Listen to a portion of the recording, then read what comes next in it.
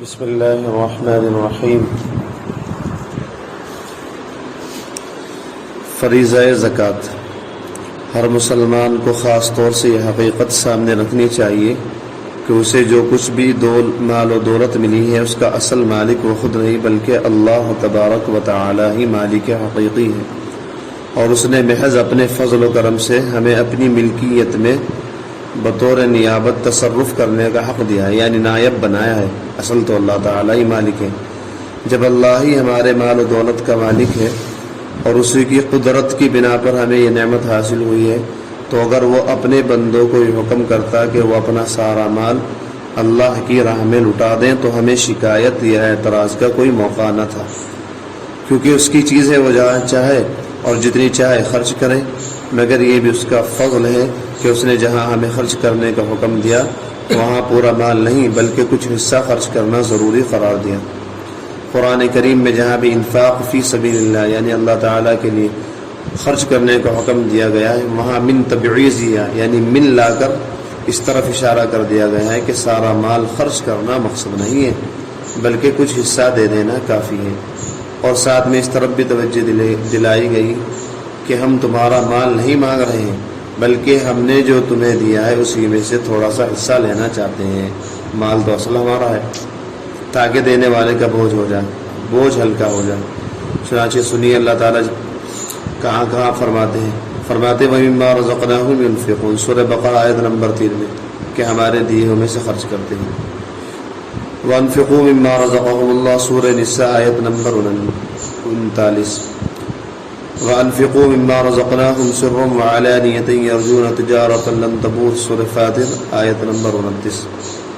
وَمَن رَّزَقْنَاهُ مِنَّا رِزْقًا حَسَنًا فَهُوَ يُنْفِقُ مِنْهُ سِرًّا وَجَهْرًا سورہ نحل آیت نمبر 75۔ وَيُنْفِقُوا مِمَّا رَزَقْنَاهُمْ سِرًّا وَعَلَانِيَةً سورہ ابراہیم آیت نمبر 31۔ وَمِمَّا رَزَقْنَاهُمْ يُنْفِقُونَ سورہ انفال آیت نمبر 3۔ وَمِمَّا رَزَقْنَاهُمْ يُنْفِقُونَ سورہ حج آیت نمبر 35۔ وَأَنْفِقُوا مِمَّا جَعَلَكُمْ مُسْتَخْلَفِينَ فِيهِ، یہ سب اللہ تعالیٰ نے جگہ جگہ قرآن پاک میں ان آیتوں میں خرچ کرنے کی ترغیب دی ہے۔ ان جیسی آیت میں اللہ تعالیٰ نے آگاہ کیا ہے کہ زکوٰۃ وغیرہ کا حکم کوئی ٹیکس نہیں ہے کہ اسے بھاری سمجھا جائے، بلکہ یہ تو اللہ تعالیٰ اپنی ہی دی ہوئی ایک امانت تم سے مانگ رہا ہے، لہذا اسے دینے میں تمہارے دل پر کوئی تنگی اور بوجھ نہ ہونا چاہیے۔ بوجھ یہ تنگی تو اس وقت ہوتی جب کہ تمہاری کوئی ذاتی کوئی چیز ہم تم سے مانگتے، بھائی ہماری دی ہوئی چیز ہے، ہم اپنی چیز ہی تو مانگ رہے، پھر تمہیں اعتراض کرنے کی کیا مصیبت آئی کہ زکوٰۃ اسلام میں زکوٰۃ فرض کر رکھی، تمہیں موت نظر آتی ہے زکوٰۃ دیتے ہوئے؟ شکر ادا کیجیے۔ پہلے زمانے میں اللہ تعالیٰ کی راہ میں صدقے کی قبولیت کی نشانی یہ تھی کہ زکوٰۃ صدقہ قبول ہوا نہیں کہ صدقے کا مال کسی جگہ رکھ دیا جاتا اور آسمان سے آگ آ کر اسے جلا کر خاک کر دیتی تھی، گویا کہ صدقے کا مال کسی دوسرے بھائی کے کام نہ آ سکتا تھا بلکہ اس کا آگ سے ختم ہو جانا ہی اصلی مقصد سمجھا جاتا تھا۔ حضرت آدم کے 2 بیٹوں کے قصے کے بارے میں اس طرف اشارہ موجود ہے۔ اللہ تعالیٰ فرماتے ہیں اذ قربا قربانا، جب دونوں نے اللہ کے نام پر ایک ایک نیاز پیش کی، فتقبل من احدہما، ان میں سے ایک کی تو مقبول ہو گئی، ولم يتقبل من الآخر، اور دوسرے کی مقبول نہیں۔ حضرات مفسرین لکھتے ہیں کہ جب حضرت آدم کے 2 بیٹوں حابیل اور قابیل میں اختلاف ہوا تو حضرت آدم نے فرمایا کہ تم دونوں اللہ کے دربار میں صدقہ پیش کرو، تو جس کا صدقہ قبول ہوگا وہی حق پر سمجھا جائے گا۔ چنانچہ حابیل نے بکری کا بچہ پیش کیا جو قبول ہو گیا، یعنی آسمانی آگ نے اسے جلا دیا، اور قابیل نے غلہ پیش کیا جو قبول نہیں ہوا۔ چنانچہ علامہ آلوسی رحمۃ اللہ علیہ فرماتے ہیں فنزلت النار فاکلت قربان حابیل، کہ بس آگ نے اتر کر حابیل کی نیاز اور قربانی کو کھا لیا، وکان ذلک علامۃ القبول، اور یہ قبولیت کی نشانی تھی، وکان اکل القربان غیر جائز فی الشرع القدیم، اور پہلی شریعتوں میں جائز نہ تھا، صدقہ خیرات کھانا پہلی شریعت میں جائز نہیں تھا۔ وَتَرَكَتْ قُرْبَانَ قَابِيلَ، اور آگ نے قابل کی نیاز چھوڑ دی، فغضب، جس پر وہ خوب غصہ ہوا۔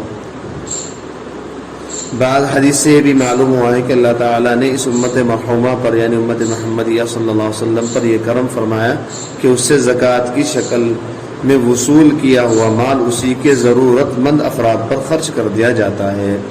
چنانچہ آپ دیکھیں، آپ اپنے مالوں سے زکوٰۃ دیتے ہیں اور غریبوں پر خرچ کر دیتے ہیں، حالانکہ پہلی شریعت میں یہ بالکل جائز نہیں تھا۔ وہ تو پہاڑوں پر رکھ دیتے تھے جنگل میں زکوٰۃ کا مال اور آگ جلا دیتی تھی اس کو۔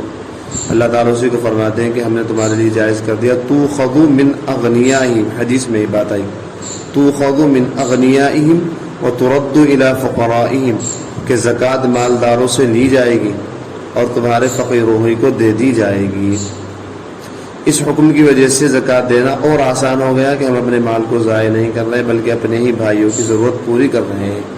اپنے محتاج بھائی کی حاجت روائی پر خرچ کرنا دراصل اللہ تعالیٰ ہی کو دینا ہے۔ ایک صحیح حدیث میں جناب رسول اللہ صلی اللہ علیہ وسلم نے فرمایا، ان اللہ عز وجل یقول یوم القیامہ، قیامت کے دن اللہ تبارک و تعالیٰ ایک شخص سے سوال کریں گے، یا ابن آدم مرضت فلم تعدنی، اے آدم کے بیٹے میں بیمار ہوا پھر تو نے میری مزاج پرسی کیوں نہیں کی، یعنی میری طبیعت کیوں نہیں پوچھی۔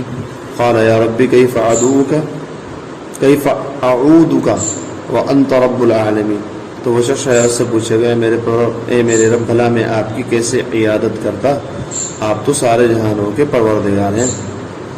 قال اما علمت ان عبدی فلانا مريض فلم تعده، اللہ تعالیٰ فرمائیں گے کہ کیا تمہیں پتہ نہیں تھا کہ میرا فلاں بندہ بیمار ہے پھر بھی تم نے اس کی عیادت نہیں کی۔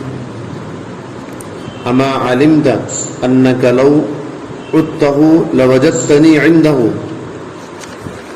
کیا تمہیں معلوم نہیں اگر تم اس کی عیادت کو جاتے تو مجھے اس کے پاس پاتے۔ یا بن آدم استطعمتک فلم تطعمنی، اللہ تعالیٰ کے فرمائیں گے، آدم کے بیٹے میں نے تجھ سے کھانا مانگا تھا تو نے مجھے کیوں نہیں کھلایا۔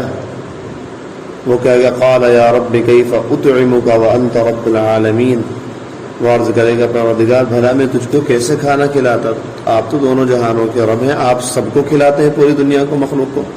اللہ تعالیٰ فرمائیں گے قال اما علمت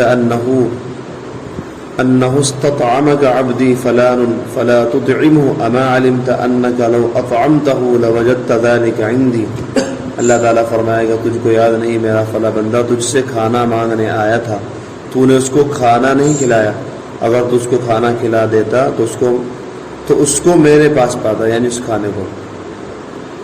آگے اللہ تعالیٰ فرمائیں گے یا ابن آدم استسقیتک فلم تسقینی، اور آدم کے بیٹے میں نے تجھ سے پانی مانگا تھا مگر تو نے پانی نہیں پلایا۔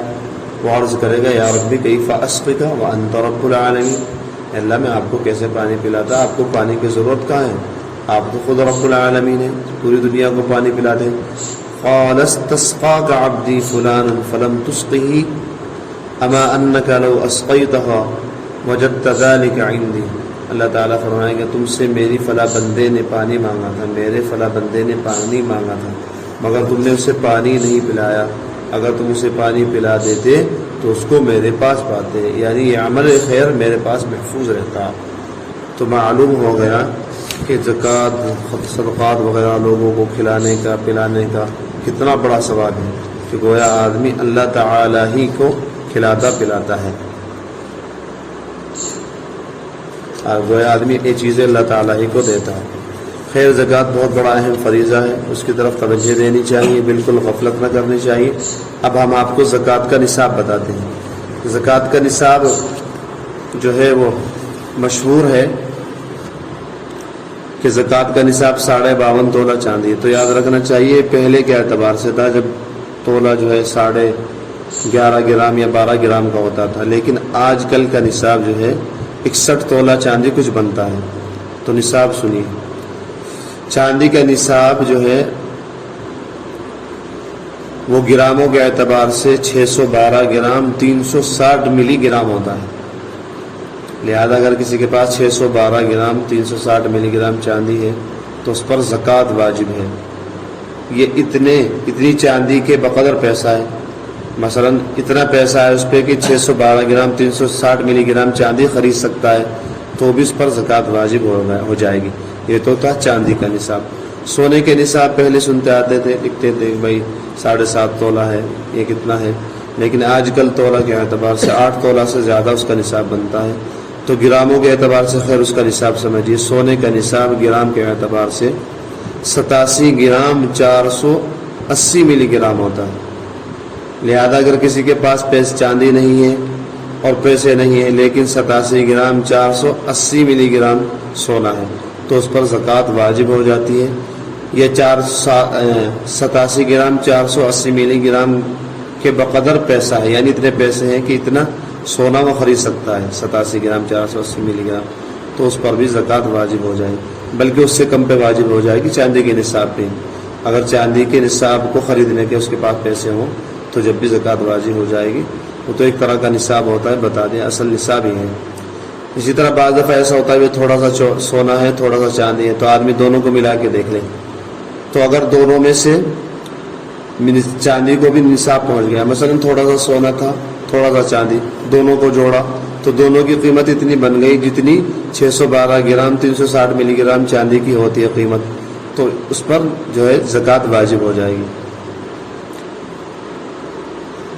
اچھا, زکوٰۃ واجب کس پر ہوتی ہے یہ بات بھی سن لیجیے. تو تھا زکوٰۃ کا صحیح نصاب, سمجھ گئے آپ.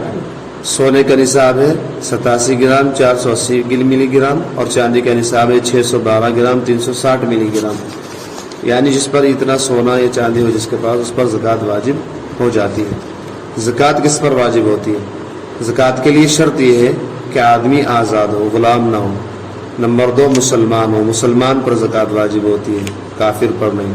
نمبر 3 سمجھدار ہو, پاگل پر زکوٰۃ فرض نہیں, سمجھدار پر. نمبر 4 بالغ ہو, یعنی بالغ ہو اس میں کوئی علامت بلوغ پائی جاتی ہو, اور اگر بلوغ کی علامت نہیں تو کم سے کم عمر 15 سال ہو تو اس پر زکوٰۃ واجب ہو جائے گی. مسلمان ہو, سمجھدار ہو, بالغ ہو تو زکوٰۃ واجب ہوگی, ورنہ نہیں.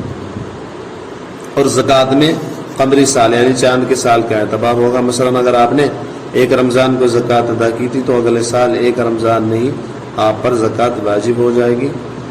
زکوٰۃ جب بھی واجب ہو جائے اس کو فوراً ادا کرنے کی کوشش کرنی چاہیے, اس میں بالکل دیر نہ کرنی چاہیے.